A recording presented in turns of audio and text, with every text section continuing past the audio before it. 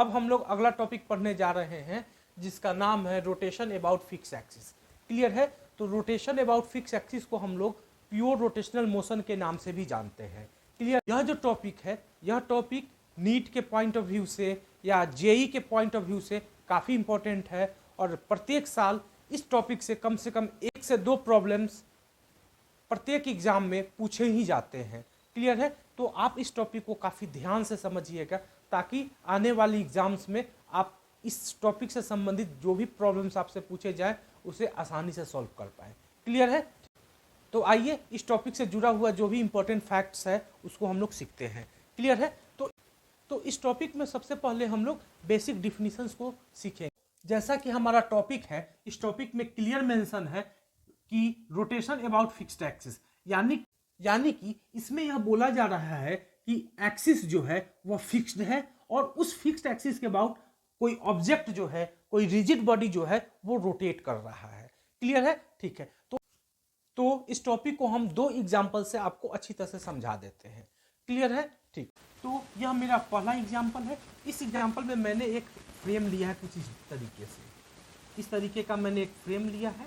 Clear है? और इस फ्रेम में यह एक स्ट्रेट लाइन माना है। क्लियर है? और यह स्ट्रेट लाइन यहाँ पे फिक्स है और यहाँ पे फिक्स है। क्लियर है? ठीक। और हमने एक रिजिड बॉडी को कुछ इस तरीके से यहाँ एज्यूम किया है। यह मेरा क्या है? एक रिजिड बॉडी है। क्लियर है? और यह जो ब्लू वाला लाइन है, यह ब्लू वाला लाइन इस रिजिड बॉडी के लिए एक्सिस है। क्लियर है? यानी कि यह रिजिड बॉडी इस एक्सिस के अबाउट रोटेट कर सकता है। क्लियर है? ठीक। यदि अब हम लोग यहाँ पे एक ऑब्जर्वर चूज कर लेते हैं, ये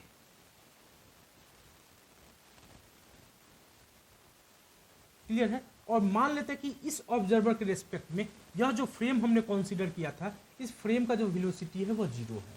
क्लियर है? ठीक है। यानी कि इस ऑब्जर्वर के लिए यह जो फ्रेम होगा, यह फ्रेम किस कंडीशन में आ जाएगा? रेस्ट में आ जाएगा।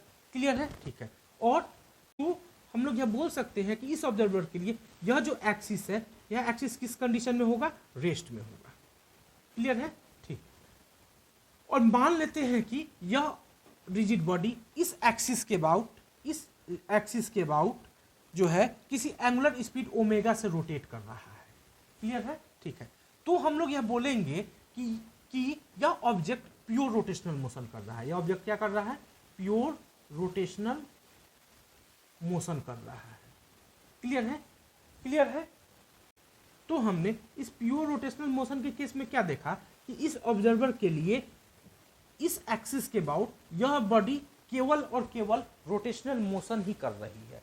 क्लियर है? यानी कि इस ऑब्जर्वर के लिए यह जो एक्सिस ऑफ रोटेशन है, यह एक्सिस ऑफ रोटेशन जो है वह किस कंडीशन में है? रेस्ट की कंडीशन में है। और इस एक्सिस ऑफ रोटेशन के अबाउट यह जो रिजिड बॉडी है मेरा, यह रिजिड बॉडी किसी एंगुलर स्पीड ओमेगा से क्या कर रहा है? रोटेट कर रहा है। तो हम लोग बोलेंगे कि यह रिजिड बॉडी इस फिक्स एक्सिस के अबाउट रोटेशनल मोशन कर रहा है। क्लियर है? ठीक है। इसे ही हम लोग बोलते हैं प्योर रोटेशनल मोशन। क्लियर? ठीक। तो प्योर रोटेशनल मोशन आपको समझ में आ गया होगा कि क्या होता है। क्लियर है? तो प्योर रोटेशनल मोशन में होता क्या है कि जिस ऑब्जर्वर के लिए कोई ऑब्जेक्ट यदि रोटेशनल मोशन कर रहा है और वह ऑब्जेक्ट जिस एक्सिस के अबाउट रोटेशनल मोशन कर रहा है, वह एक्सिस यदि रेस्ट में दिखाई दे जाए, किसके लिए? उस ऑब्जर्वर के लिए, तो हम लोग बोलेंगे कि उस ऑब्जर्वर के लिए वह rigid body pure rotational motion कर रहा है। या हम लोग यूं बोल सकते हैं कि वह रिजिड बॉडी फिक्स एक्सिस के अबाउट रोटेशनल मोशन कर रहा है। क्लियर है? तो इस तरीके से हम लोग कह सकते हैं कि फिक्स एक्सिस रोटेशन में या प्योर रोटेशनल मोशन में जो एक्सिस होता है ऑब्जर्वर के लिए किस कंडीशन में होता है? रेस्ट में होता है। बस ये लाइन एक आपको याद रखना होगा। क्लियर है? तो फिक्स एक्सिस रोटेशन में जो मेरा पहला पॉइंट है जो आपको याद रखना है, वो क्या याद रखना है कि with respect to observer the axis of rotation will be in rest। Clear है? तो पहला पॉइंट आपको फिक्स्ड एक्सिस रोटेशन में यही याद रखना है कि ऑब्जर्वर के रेस्पेक्ट में जो एक्सिस ऑफ रोटेशन होता है वह किस कंडीशन में होता है? रेस्ट में होता है। क्लियर है? ठीक है। यानी कि ऑब्जर्वर के रेस्पेक्ट में एक्सिस ऑफ रोटेशन का जो वेलोसिटी होता है वह कितना होना चाहिए? 0 होना चाहिए। क्लियर? तो ये बात तो हमें समझ में आ गई कि फिक्स्ड एक्सिस रोटेशन में या प्योर रोटेशनल मोशन में ऑब्जर्वर के रेस्पेक्ट में एक्सिस ऑफ रोटेशन का जो वेलोसिटी होना चाहिए वो कितना होना चाहिए, 0 होना चाहिए। क्लियर है, ठीक है। अब हम लोग मान लेते हैं कि ये मेरा एक्सिस है ए बी, यह मेरा क्या है, ए बी एक्सिस है। ए बी कौन सा एक्सिस है, ये वाला एक्सिस है। इस एक्सिस को हमने क्या मान लिया, ए बी एक्सिस मानना। क्लियर है, ये मेरा ए बी एक्सिस है और यह मेरा कोई रिजिड बॉडी है। क्लियर है, ठीक है। और मान लेते हैं कि इस ऑब्जर्वर के रेस्पेक्ट में यह जो मेरा ए बी एक्सिस है, यह ए बी एक्सिस का जो वेलोसिटी है वो 0 है। क्लियर है, ठीक है। तो हम लोग यह बोल सकते हैं कि यह जो एक्सिस है वह एक्सिस किस कंडीशन में होगा, रेस्ट की कंडीशन में होगा। किस ऑब्जर्वर के लिए, इस ऑब्जर्वर के लिए। क्लियर है, ठीक। और मान लेते हैं कि यह जो रिजिड बॉडी है, यह रिजिड बॉडी किसी एंगुलर स्पीड ओमेगा से रोटेट कर रहा है। क्लियर है, तो हम बोल सकते हैं कि इस ऑब्जर्वर के लिए, यानी कि इस ऑब्जर्वर के रेस्पेक्ट में इस रिजिड बॉडी का जो मोशन है वह प्योर रोटेशनल मोशन है। क्लियर है, क्यों, क्योंकि यह रिजिड बॉडी जिस एक्सिस के अबाउट रोटेट कर रही है उस एक्सिस का इस ऑब्जर्वर के रेस्पेक्ट में जो वेलोसिटी है वो कितना है, 0 है। क्लियर है, ठीक। अब हम लोग इस रिजिड बॉडी पर एग्जिस्ट करने वाले हर एक पार्टिकल्स के मोशन को एनालाइज करते हैं। क्लियर है, तो जब हम लोग इस रिजिड बॉडी पर एग्जिस्ट करने वाले अलग अलग पार्टिकल्स के मोशन को एनालाइज करेंगे तो हम लोग पाएंगे कि हर एक पार्टिकल जो है वह सर्कुलर मोशन कर रहा है। क्लियर है, ठीक। तो मान लेते हैं कि हमने इस रिजिड बॉडी के इस पॉइंट पर एग्जिस्ट करने वाले एक पार्टिकल को कंसीडर किया। तो मान लेते हैं कि इस पॉइंट पर जो एग्जिस्ट करने वाला पार्टिकल है, इस पार्टिकल का मास m1 है। कितना मास है, m1 है। तो इस m1 मास का जो मोशन होगा वह कैसा होगा, तो हम लोग इस पार्टिकल के मोशन को ध्यान एनालाइज करने के लिए हम लोग करेंगे क्या कि इस पार्टिकल के पोजीशन से हम लोग एक परपेंडिकुलर लाइन इस एक्सिस पर ऐसे ड्रॉ करेंगे। क्लियर है, ठीक है। मान लेते हैं कि इस पोजीशन से, इस पार्टिकल से इस एक्सिस का जो परपेंडिकुलर डिस्टेंस है वह r1 है। क्लियर है, तो यह पार्टिकल इस r1 रेडियस के एक सर्कल में मूव करता हुआ हमें दिखाई देगा।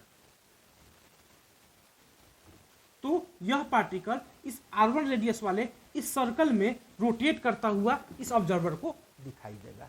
क्लियर है, ठीक है। यदि हम लोग यहाँ पे एक दूसरा पार्टिकल कंसीडर कर ले, मान लेते हैं कि यहाँ पे एक दूसरा पार्टिकल है और इस पार्टिकल का मास मान लेते हैं m2 है।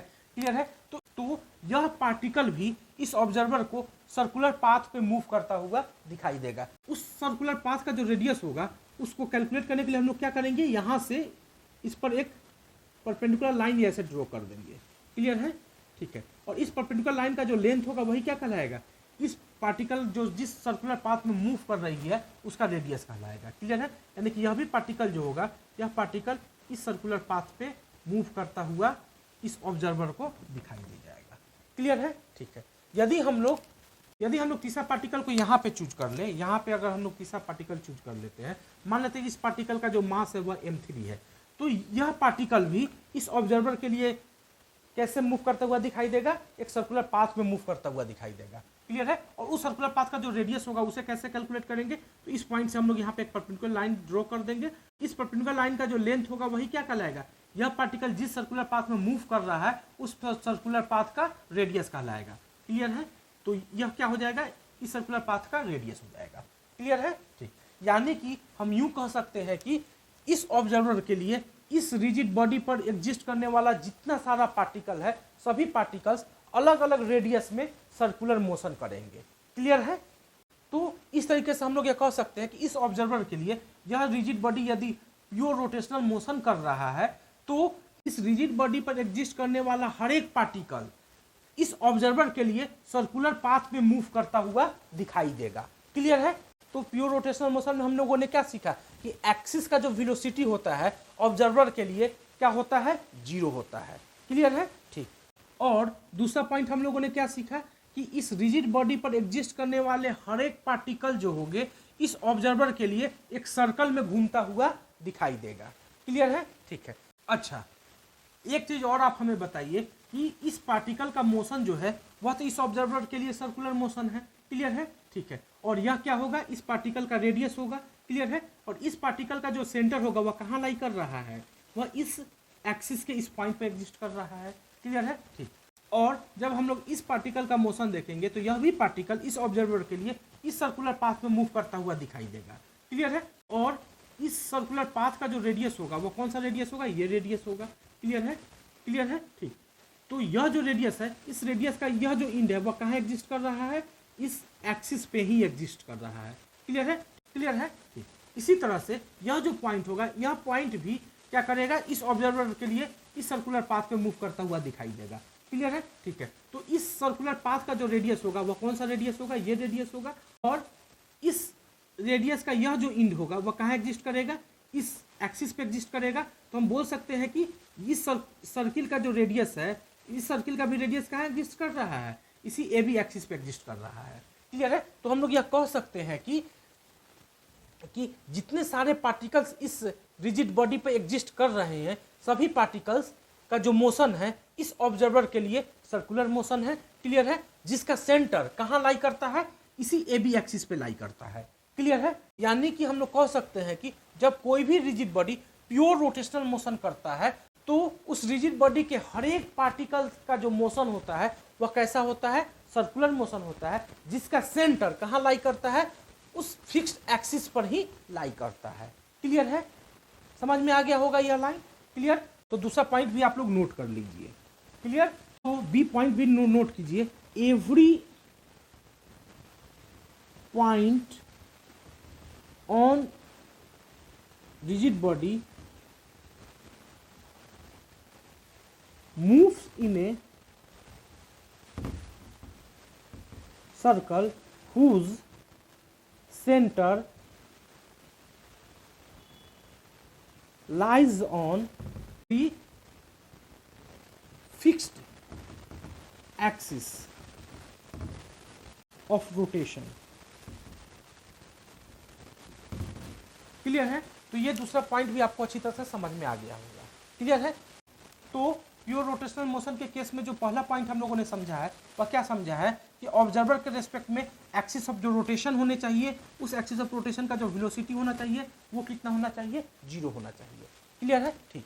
और दूसरा कंडीशन हम लोगों ने क्या समझा है कि यदि कोई rigid body pure rotational motion कर रहा है तो उस रिजिड बॉडी पर एग्जिस्ट करने वाला हर एक पॉइंट्स, हर एक पार्टिकल का जो मोशन होगा वह कैसा होगा, सर्कुलर मोशन होगा, जिसका सेंटर कहाँ लाई करेगा, उसी फिक्स्ड एक्सिस ऑफ रोटेशन पे लाई करेगा। क्लियर है? ठीक है। तो ये दोनों पॉइंट हम लोग अच्छी तरह से समझ लिए। क्लियर है? अब हम लोग कुछ दूसरा पॉइंट सीखते हैं। ठीक है? तो मान लेते हैं कि यह मेरा ऑब्जर्वर है और इस ऑब्जर्वर के लिए यह जो एक्सिस दिया गया है, इस एक्सिस का जो वेलोसिटी है वो 0 है। क्लियर है? ठीक है। और यह एक रॉड दिया गया और इस रॉड का जो मास दिया गया है वो कैपिटल M दिया गया है और लेंथ क्या दिया गया है, कैपिटल L दिया गया है। क्लियर है?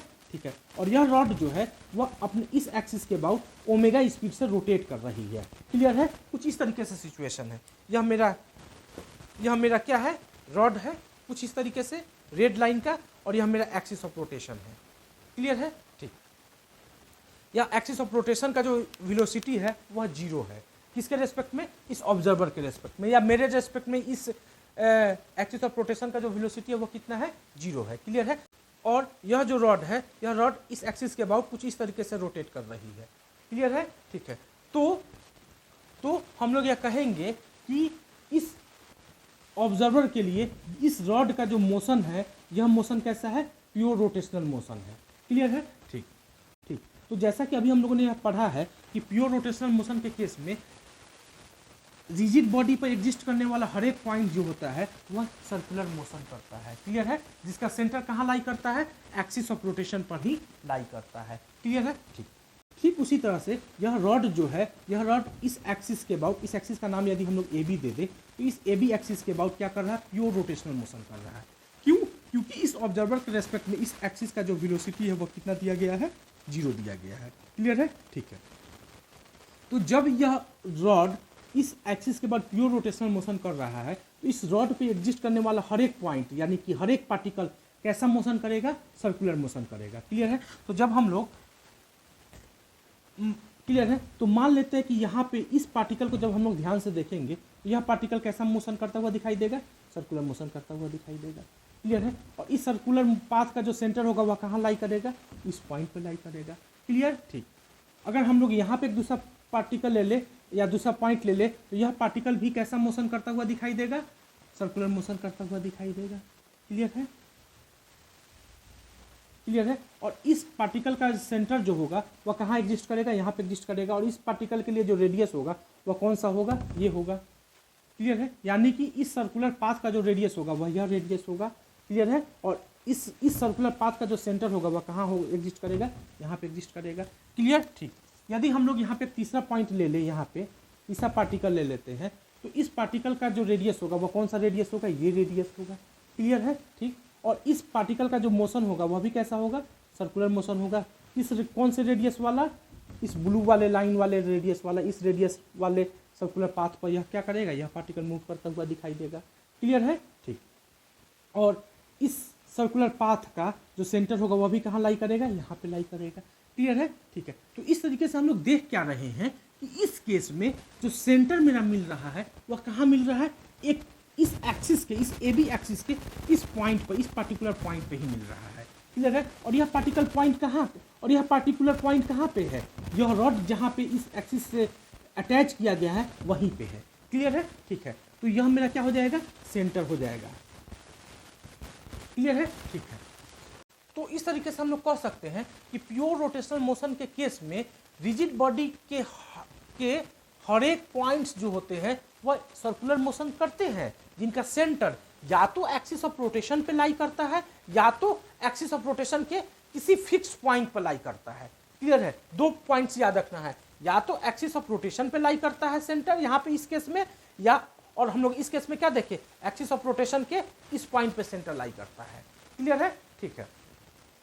तो हम लोग यह जनरल केस याद रखेंगे कि जब कोई भी rigid body pure rotational motion कर रहा होगा तो उस रिजिड बॉडी का हर एक पॉइंट ऑब्जर्वर के लिए कैसा मोशन करता हुआ दिखाई देगा, सर्कुलर मोशन करता हुआ दिखाई देगा, जिसका सेंटर या तो उस फिक्स एक्सिस ऑफ रोटेशन पर ही एग्जिस्ट करेगा या तो उस फिक्स एक्सिस ऑफ रोटेशन के किसी फिक्स्ड पॉइंट पे एग्जिस्ट करेगा।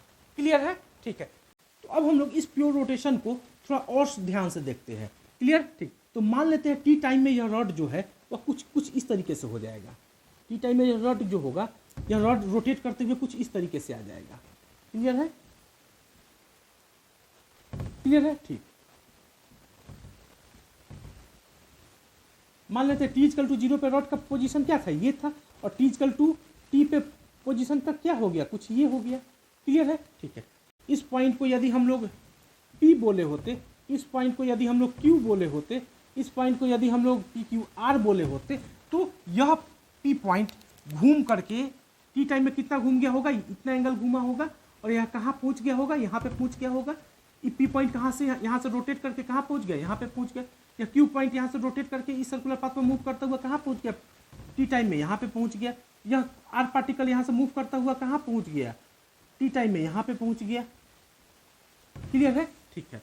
तो यदि हम लोग बोले कि यह P पार्टिकल कितना रोटेट कर गया, तो यह एंगल रोटेट कर गया, और यह एंगल होगा कितना, थीटा होगा। क्लियर है, ठीक है। Q पार्टिकल भी कितना रोटेट कर गया, थीटा रोटेट ही कर गया, इतना ही ना रोटेट कर गया भाई। तो Q पार्टिकल भी कितना रोटेट किया, थीटा रोटेट किया। या R पार्टिकल भी कितना रोटेट कर गया, थीटा ही रोटेट कर गया। क्लियर है, यानी कि हम यह बोल सकते हैं कि टी टाइम में इस रिजिड बॉडी पर, यानी कि इस रॉड पे एग्जिस्ट करने वाला हर एक पॉइंट कितना रोटेट कर जाता है, थीटा एंगल रोटेट कर जाता है। क्लियर है, ठीक है।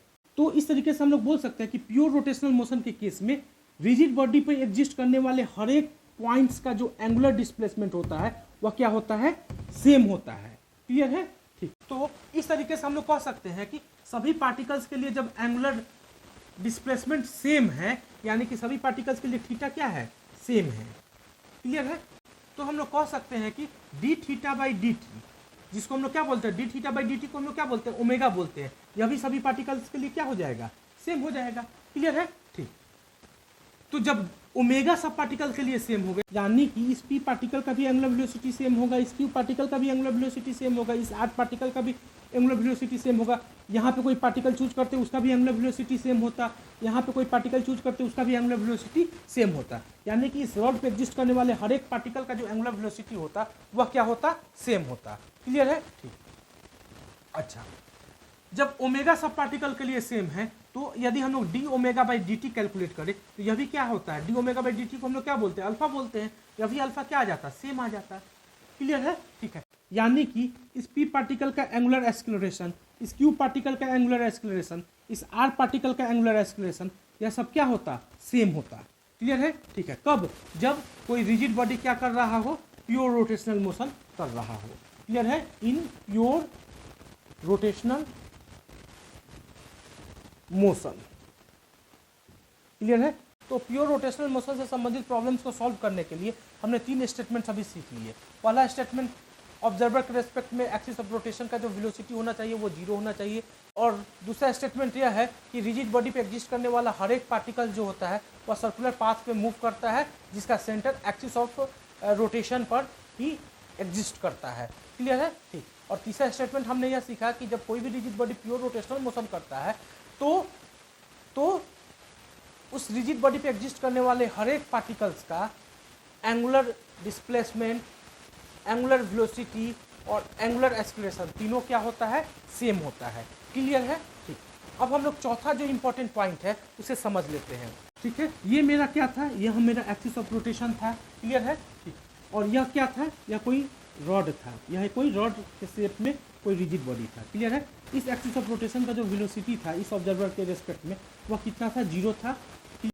और हमने यह माना था कि यह रॉड इस एक्सिस ऑफ रोटेशन के अबाउट किसी एंगुलर स्पीड ओमेगा से रोटेट कर रहा है। क्लियर है? ठीक है। तो यदि हम लोग इस रॉड पे एग्जिस्ट करने वाला यह पॉइंट चूज करते हैं, मान लेते हैं कि यह पॉइंट क्या है? P है। क्लियर है? ठीक है। तो इस P पॉइंट से इस एक्सिस ऑफ रोटेशन पर जो परपेंडिकुलर डिस्टेंस होगा वह कौन सा डिस्टेंस होगा? ये डिस्टेंस होगा। क्लियर है? ठीक। क्लियर है? ठीक है। तो यह रॉड मान लेते हैं कि T = 0 पे यहाँ पे है, इस कंडीशन में है। क्लियर है? तो जब T = कोई टाइम T होता है, 1 सेकेंड के बाद यह रॉड मूव करते हुए कहाँ चला जाएगा? कुछ ऐसे आ जाएगा, रॉड का पोजीशन कुछ ये हो जाएगा। क्लियर है? ठीक। तो इस रॉड P जो होगा वो कैसे मूव करेगा? इस सर्कुलर पाथ में मूव करेगा और इस सर्कुलर पाथ का सेंटर कहाँ होगा? यहाँ पे होगा। क्लियर है? ठीक है। तो P का हम यहाँ से मूव करते हुए कहाँ आ गया? यहाँ आ गया। क्लियर है? तो इस समय भी यह रॉड जो होगा इस एक्सिस ऑफ रोटेशन पर परपेंडिकुलर ही होगा। क्लियर है? कैसे? तो मान लेते हैं कि यह जो ब्लू वाला रॉड है वह मेरा ये मार्कर है और यह ब्लैक वाला जो एक्सिस है वह मेरा यह ब्लैक वाला मार्कर एक्सिस है। क्लियर है? ठीक है। और यह रॉड को कुछ इस तरीके से एग्जिस्ट मतलब कि अरेंज कर दिया गया है। क्लियर है? ऑब्जर्वर के रिस्पेक्ट में यह जो एक्सिस है इस एक्सिस का वेलोसिटी 0 है। क्लियर है? और यह रॉड कैसे मूव कर रहा है? कुछ इस तरीके से जैसे मूव कर रहा है। क्लियर है? ठीक। इस समय यह रॉड और इस एक्सिस के बीच का यह एंगल 90 डिग्री का है। क्लियर है? ठीक है। तो यहाँ पे अगर हम कोई पॉइंट चूज कर लेते हैं, यहाँ पे अगर कोई पॉइंट हम चूज करेंगे, यहाँ पे अगर हम कोई पॉइंट चूज करते हैं तो यहाँ पे इस पार्टिकल का इस एक्सिस से जो परपेंडिकुलर डिस्टेंस होगा वो ये डिस्टेंस होगा। क्लियर है? ठीक है। ठीक है, यानी कि परपेंडिकुलर डिस्टेंस क्या हो जाएगा? यहाँ से लेके यहाँ तक का ये डिस्टेंस होगा। क्लियर? जब यह रॉड रोटेट करते हुए यहाँ आ जाएगा, इस कंडीशन में आ जाएगा, तो इस कंडीशन में भी इस पार्टिकल का इस एक्सिस से जो परपेंडिकुलर डिस्टेंस होगा वह कौन सा डिस्टेंस होगा? ये डिस्टेंस होगा। क्लियर है? जब यह रोटेट करते हुए यहाँ आ जाएगा, ऐसे आ जाएगा, तो इस समय भी इस पार्टिकल का इस एक्सिस से जो परपेंडिकुलर डिस्टेंस होगा वो क्या होगा? यही डिस्टेंस होगा। यानी कि इस पार्टिकल का जो परपेंडिकुलर डिस्टेंस है वह चेंज नहीं करेगा। क्लियर है? ठीक है। यानी कि प्योर रोटेशनल मोशन के केस में क्या समझ में आ गया कि इस रॉड पे एग्जिस्ट करने वाले हर एक पार्टिकल का जो परपेंडिकुलर डिस्टेंस होगा इस एक्सिस से वह चेंज नहीं करता है। क्लियर है? यह बात समझ में आ गया होगा। क्या यह पार्टिकल इस एक्सिस के पैरेलल ऊपर गया है? नहीं गया है। क्या यह पार्टिकल इस एक्सिस के पैरेलल नीचे गया है? नहीं गया है। यह पार्टिकल इस पॉइंट के अबाउट सर्कुलर मोशन ऐसे करेगा। क्लियर है? ठीक है। तो हम कह सकते हैं कि यह जो पार्टिकल होगा इस पार्टिकल का इस एक्सिस से जो परपेंडिकुलर डिस्टेंस है वह फिक्स्ड रहेगा इन प्योर रोटेशनल मोशन में। क्लियर है? ठीक है। तो प्योर रोटेशनल मोशन के केस में क्या होगा कि इस पार्टिकल का इस एक्सिस से जो परपेंडिकुलर डिस्टेंस है वह क्या होता है? फिक्स्ड होगा। यानी कि यह इस डिस्टेंस को यदि हम लोग R1 बोले हैं, यह भी डिस्टेंस क्या होगा? R1 ही होगा। क्लियर है? ठीक। यहाँ पे अगर कोई दूसरा पार्टिकल ले ले तो इस पार्टिकल का भी इस एक्सिस से जो परपेंडिकुलर डिस्टेंस होगा यह डिस्टेंस होगा। और यह जब T टाइम में जब यह रॉड रोटेट करते हुए यहाँ पहुँच जाएगा तो इस पार्टिकल का भी यहाँ से जो परपेंडिकुलर डिस्टेंस होगा वही सेम होगा। क्लियर है? तो चौथा स्टेटमेंट नोट कर लीजिए, perpendicular distance of each particle from the axis of rotation remains constant. Clear है? तो नोट कर लीजिए, परपेंडिकुलर डिस्टेंस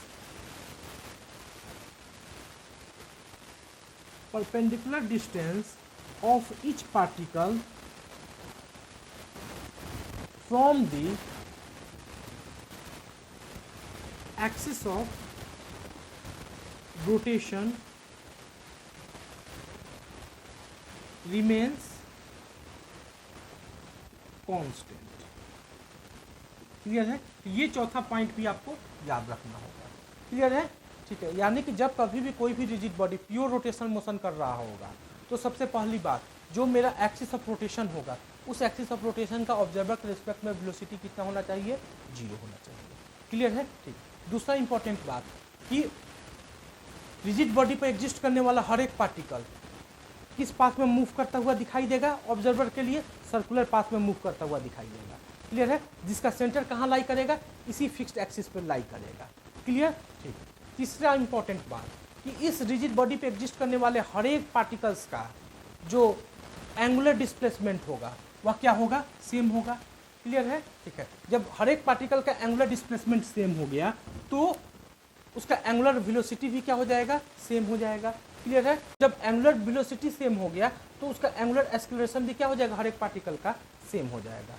क्लियर है? ठीक। तो यह तीसरा पॉइंट भी जो है आपको अच्छी तरह से समझ में आ गया होगा। क्लियर? ठीक। और चौथा पॉइंट आपको क्या याद रखना है कि जब कभी भी कोई भी rigid body pure rotational motion करती है तो उस रिजिड बॉडी के हर एक पॉइंट का जो एक्सिस से परपेंडिकुलर डिस्टेंस होता है पूरे रोटेशनल मोशन के दौरान कांस्टेंट होता है। क्लियर है? ठीक है। तो ये 4 पॉइंट्स आपको हमेशा याद रहेंगे। तो रोटेशन अबाउट फिक्स एक्सिस से संबंधित जितने सारे प्रॉब्लम्स होंगे उसे आप आसानी से कर पाइएगा। क्लियर है? ठीक है। अब हम लोग 5वां पॉइंट समझते हैं। क्लियर है? तो मान लेते हैं कि यह मेरे पास एक रॉड है, इस रॉड का मास m है, लेंथ l है, यह हमारे पास कोई एक्सिस है और मान लेते हैं कि इस ऑब्जर्वर के लिए यह जो एक्सिस है इस एक्सिस का वेलोसिटी 0 है। क्लियर है? तो हम बोल सकते हैं कि यह जो एक्सिस है यह एक्सिस रेस्ट में है इस ऑब्जर्वर के रेस्पेक्ट में। क्लियर है? और मान लेते हैं कि यह रॉड इस एक्सिस के अबाउट किसी एंगुलर वेलोसिटी ओमेगा से रोटेट कर रही है। क्लियर है? ठीक है। तो जैसा कि अभी हम लोगों ने यह सीखा है कि इस रिजिड बॉडी पे एग्जिस्ट करने वाला हर एक पॉइंट सर्कुलर मोशन करता है जिसका सेंटर जो होता है वह इस एक्सिस पे एग्जिस्ट करता है। क्लियर है? ठीक। तो मान लेते हैं कि यहाँ पे एक पॉइंट है। क्लियर है? और इस पॉइंट का जो मास है वह मास मान लेते हैं कि m है। क्लियर है? तो यह पॉइंट मास जो होगा वह कैसे मूव करेगा? एक सर्कुलर पाथ में मूव करेगा। क्लियर है?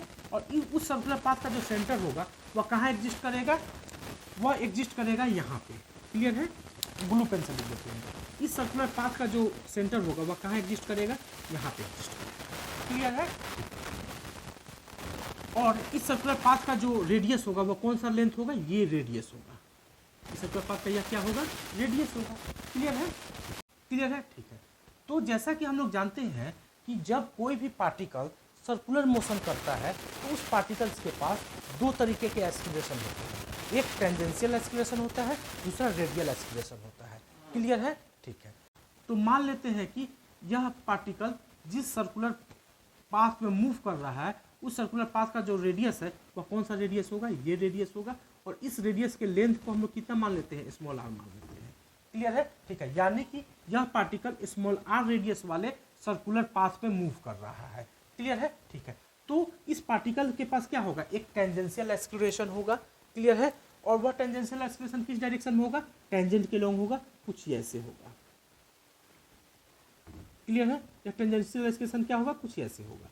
यानी कि इस टेंजेंट के लॉन्ग इस पार्टिकल पर एक टेंजेंशियल एक्सीलरेशन लग रहा होगा। तो मान लेते हैं कि जो लगने वाला टेंजेंशियल एक्सीलरेशन है वह एक ही है। क्लियर है? यानी कि टेंजेंशियल एक्सीलरेशन किस डायरेक्शन में लग रहा होगा? इस डायरेक्शन में लग रहा है। क्लियर? और इस पार्टिकल पर एक रेडियल डायरेक्शन में एक्सीलरेशन लग रहा होगा। तो मान लेते हैं कि रेडियल डायरेक्शन में जो लगने वाला एक्सीलरेशन है वह AR है। तो AR मेरा क्या है? रेडियल एक्सीलरेशन है। क्लियर है? ठीक है। यानी कि हम लोग कह सकते हैं कि जब यह रिजिड बॉडी इस एक्सिस के अबाउट प्योर रोटेशनल मोशन करेगा तो इस रिजिड बॉडी के पास 2 तरीके के एक्सीलरेशन डेवलप होकर मिल जाएंगे। तो जो पहला एक्सीलरेशन होगा वह टेंजेंशियल एक्सीलरेशन होगा और दूसरा जो एक्सीलरेशन होगा वह रेडियल एक्सीलरेशन होगा। क्लियर है? ठीक है। तो जब हम लोग इस टेंजेंशियल एक्सीलरेशन के वैल्यू को कैसे कैलकुलेट करेंगे, इस रेडियल एक्सीलरेशन के वैल्यू को कैसे कैलकुलेट करेंगे, इसको जब हम लोग ध्यान से देखें तो सर्कुलर मोशन के केस में हम लोगों ने पढ़ा है कि जब कोई पार्टिकल जो होता है सर्कुलर मोशन करता है तो जो टेंजेंशियल एक्सीलरेशन होता है वह क्या होता है? AT बराबर dv बाई dt होता है, और जो रेडियल एक्सीलरेशन होता है वह क्या होता है, ओमेगा स्क्वायर इंटू आर होता है। क्लियर है, ठीक है। तो यहाँ भी यही फॉर्मूला लागू होगा। क्लियर है। तो इस पार्टिकल का जो टेंजेंशियल एक्सीलरेशन है वह कितना हमारे पास AT है। क्लियर है। तो AT बराबर हम लोग क्या लिखेंगे, dv बाई dt लिखेंगे। क्लियर है, ठीक। और AR इसका जो रेडियल एक्सीलरेशन है वह कितना है, AR है। तो AR बराबर क्या होगा, इसका जो एंगुलर वेलोसिटी है वह कितना है, ओमेगा है। ओमेगा स्क्वायर इंटू इस पार्टिकल का इस सेंटर से जो रेडियस है वह कितना है, आर माने हैं, ओमेगा स्क्वायर इंटू आर होगा। क्लियर है। तो क्लियर है, ठीक। अब हम लोग इस इक्वेशन को यानी कि AT बराबर dv बाई dt को थोड़ा सा और सिंप्लीफाई कर देते हैं। क्लियर है। मान लेते हैं कि हमारे पास कोई पार्टिकल है, यह पार्टिकल जो है वह सर्कुलर मोशन कर रहा है। क्लियर है, ठीक है। तो मान लेते हैं कि यह जो पार्टिकल है, यह पार्टिकल इस r रेडियस वाले किसी सर्कुल पर सर्कुलर मोशन कर रहा है जिसका एंगुलर वेलोसिटी जो है ओमेगा है। क्लियर है, ठीक है। तो इस पार्टिकल का यहाँ पे जो टेंजेंशियल वेलोसिटी होगा वह कितना होगा, मान लेते हैं कि वह v है, तो v होगा कितना, v बराबर क्या होता है, r ओमेगा होता है। ये हम लोग पढ़ चुके हैं। क्लियर है, ठीक है। तो जब हम लोग इस v के वैल्यू को यहाँ पुटअप कर देंगे तो हमें क्या मिल जाएगा, AT बराबर क्या मिल जाएगा, dv, v की जगह पे क्या डाल सकते हैं, r ओमेगा लिख सकते हैं, अपॉन क्या लिख सकते हैं, dt लिख सकते हैं। क्लियर है, ठीक है। क्योंकि r क्या है, रेडियस है, और रेडियस कांस्टेंट होता है, इसको हम लोग बाहर निकाल लेते हैं। तो क्या बचेगा, r इंटू क्या हमें मिल जाएगा, d ओमेगा बाई dt मिल जाएगा। क्लियर है, ठीक है। और d ओमेगा बाई dt को ही हम लोग क्या बोलते हैं, अल्फा बोलते हैं। d ओमेगा बाई dt को क्या बोलते हैं, अल्फा बोलते हैं। क्लियर है। तो AT बराबर हमें क्या मिल गया, r इंटू अल्फा मिल गया। क्लियर है, ठीक है। तो इस तरीके से हमें क्या याद रखना होगा, AT बराबर क्या होता है, dv बाई dt होता है। क्लियर है, ठीक है। और dv बाई dt को हमने सॉल्व करके क्या निकाल लिया, AT बराबर क्या निकाल लिया, r अल्फा निकाल लिया। तो बराबर क्या लिखेंगे, r इंटू अल्फा लिखेंगे। क्या लिखेंगे, AT बराबर r इंटू अल्फा लिखेंगे। क्लियर है, ठीक है। और AR का वैल्यू हमें कितना मिलता है, AR कितना होता है, और AR कितना होता है, ओमेगा स्क्वायर इंटू आर होता है। क्लियर है, ठीक है। तो इसे हमेशा हमको याद रखना है। क्लियर है। तो जब कभी भी हमें यह पता चल जाए कि कोई rigid body pure rotational motion कर रहा है, तो हम लोग यह समझेंगे कि उस रिजिड बॉडी पे एग्जिस्ट करने वाला हर एक पार्टिकल सर्कुलर मोशन कर रहा होगा। क्लियर है। जिसका सेंटर कहाँ लाई करता होगा, इस एक्सिस ऑफ रोटेशन पे लाई करता होगा। क्लियर है, ठीक है। और हर एक पार्टिकल्स के पास दो तरीके के एक्सीलरेशन होंगे, एक टेंजेंशियल डायरेक्शन में एक्सीलरेशन होगा जिसे हम लोग AT बोलेंगे, दूसरा रेडियल डायरेक्शन में जो एक्सीलरेशन होगा जिसे हम लोग AR बोलेंगे। क्लियर है, ठीक है। तो जो टेंजेंशियल डायरेक्शन में एक्सीलरेशन लग रहा होगा उसे हम लोग कितना बोलते हैं, AT बराबर dv बाई dt बोलते हैं, और वह होता कितना है, r अल्फा के बराबर होता है। क्लियर है, ठीक है। और जो रेडियल डायरेक्शन में एक्सीलरेशन लग रहा होता है उसे हम लोग AR बोलते हैं, और AR कितना होता है, ओमेगा स्क्वायर इंटू आर होता है। क्लियर है, ठीक है। क्लियर है, ठीक है। तो इसे हमको हमेशा याद रखना है। क्लियर है, क्लियर है, ठीक है। तो यह मेरा 5th पॉइंट है, और इस 5th पॉइंट को हमेशा हमको याद रखना है। क्लियर है, ठीक है। तो जब कभी भी हमें रोटेशन अबाउट फिक्स एक्सिस से संबंधित प्रॉब्लम्स को सॉल्व करना हो, या प्योर रोटेशनल मोशन से संबंधित प्रॉब्लम्स को सॉल्व करना हो, तो हमारे पास 5 बेसिक डिफिनीशंस है, उसका भी सहारा लेंगे।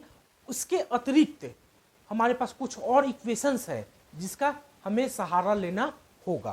क्लियर है। पहला इक्वेशन है tau equal to I alpha. Clear है, जहाँ टाउ क्या होता है, टॉर्क होता है। क्लियर है। आई क्या होता है, मोमेंट ऑफ इनर्शिया होता है। अल्फा क्या होता है, एंगुलर एक्सीलरेशन होता है। क्लियर है। और जो दूसरा मेरा इक्वेशन है वह यह है कि जब कोई भी rigid body pure rotational motion कर रहा हो तो उस रिजिड बॉडी का जो काइनेटिक एनर्जी होता है उसका इक्वेशन कुछ इस तरीके से लिखा गया है, kinetic energy of pure rotating body, pure rotating rigid body is equal to half I omega square. Clear है। जहां आई क्या है, आई जो है वो मोमेंट ऑफ इनर्शिया है, ओमेगा क्या है, एंगुलर वेलोसिटी, एंगुलर वेलोसिटी है। क्लियर है, ठीक है। तो जब कभी भी हमें प्योर रोटेशनल मोशन से संबंधित प्रॉब्लम्स को सॉल्व करना हो तो 5 जो बेसिक मेरा डिफिनीशन है उसका तो सहारा लेंगे ही लेंगे, साथ ही साथ इस इक्वेशन का यानी कि tau equal to I alpha का, और काइनेटिक एनर्जी जो क्या होता है, हाफ आई ओमेगा स्क्वायर होता है, इसका भी हम लोग सहारा लेंगे। क्लियर है, ठीक है। क्लियर है। तो प्रॉब्लम्स को सॉल्व करने के पहले हम लोग इस tau equal to I alpha को प्रूफ कर लेते हैं ताकि कॉन्सेप्ट और क्लियर हो जाए, और kinetic energy of pure rotating body का जो होता है half I am omega square, इसे भी प्रूफ कर लेते हैं। क्लियर है? ठीक है, तो आइए एक एक करके हम लोग इन दोनों इक्वेशन को प्रूफ करते हैं। क्लियर?